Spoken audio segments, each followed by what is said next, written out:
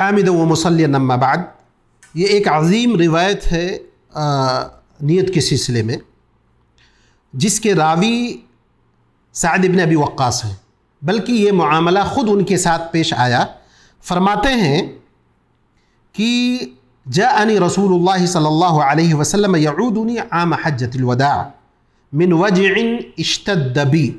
कहते हैं अल्लाह के नबी सल्लल्लाहु अलैहि वसल्लम मेरी इयादत के लिए हज्जतुल वदा के साल आए। क्यों आए? क्योंकि मैं बहुत सख्त बीमार था। फ़कुल्तु, वो कह रहे मैंने कहा अल्लाह के रसूल सल्लल्लाहु अलैहि वसल्लम इन्नी क़द बलग़ बी मिनल वजइ मा तरा। आप देख रहे हैं कि मुझे तकलीफ़ कितनी है। व अना ज़ू मालिन वला यरिथुनी इल्ला इब्नतुल ली। मेरे पास माल है, मुझे ऐसा लग रहा है कि मेरा आखिरी वक्त है और मेरे पास माल है, मेरी वरासत में हिस्सेदार सिर्फ़ एक बेटी है, इसके अलावा मेरे माल में कोई हिस्सादार नहीं है। अफ़ा अतसद्दक़ु बिथुलुसै माली, क्या मैं अपने माल का 2/3 हिस्सा सदका कर सकता हूँ? अल्लाह के नबी सल्लल्लाहु अलैहि वसल्लम ने कहा ला, हरगिज़ नहीं। फिर मैंने कहा अल्लाह के रसूल सल्लल्लाहु अलैहि वसल्लम आधा माल? अल्लाह के नबी सल्लल्लाहु अलैहि वसल्लम ने कहा हरगिज़ नहीं।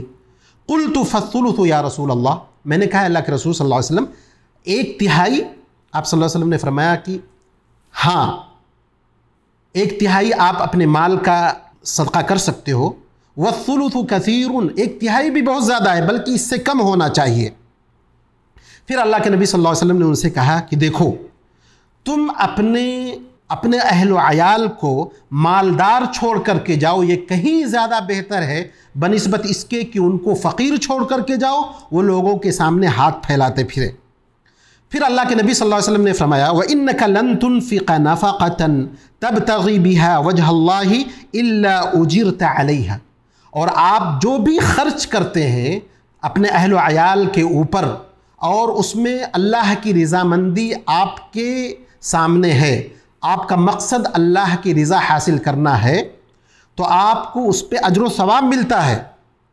फिर अल्लाह के नबी सल्लल्लाहु अलैहि वसल्लम ने फरमाया यहाँ तक कि आप अपनी बीवी के मुँह में जो लुक़मा और निवाला डालते हैं उस पर भी आपको अज्र व सवाब मिलता है। यानी आप अपनी बीवी को, अहल अयाल को जो खिलाते पिलाते हैं, उनके ऊपर ख़र्च करते हैं, यह आपके लिए सदका लिखा जाता है। ये बड़ी अजीम हदीस है, इससे बहुत सारी चीज़ें मालूम होती हैं हमको।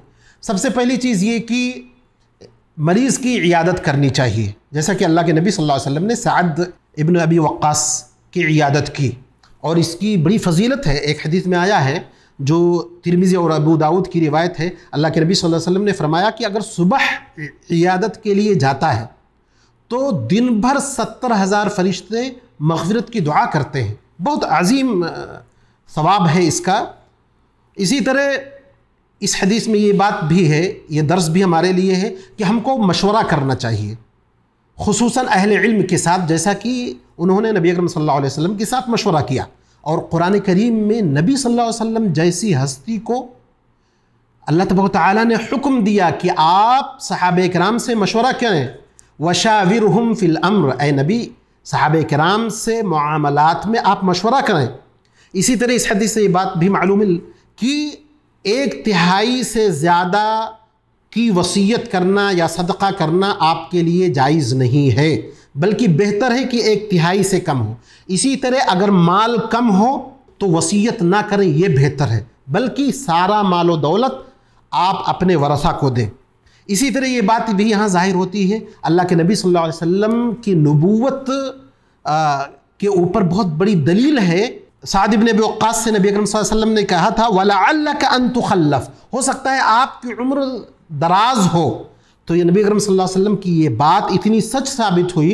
साद इब्न अबी वक्कास नबी अकरम सल्लल्लाहु अलैहि वसल्लम के सामने ये सोच रहे थे हो सकता है कि मैं मौत से करीब हूँ, लेकिन जब नबी अकरम सल्लल्लाहु अलैहि वसल्लम ने ये बात कही उनके लिए तो देखा ये गया कि उनकी वफ़ात मुआविया रज़ियल्लाहु अन्हु की खिलाफत में हुई।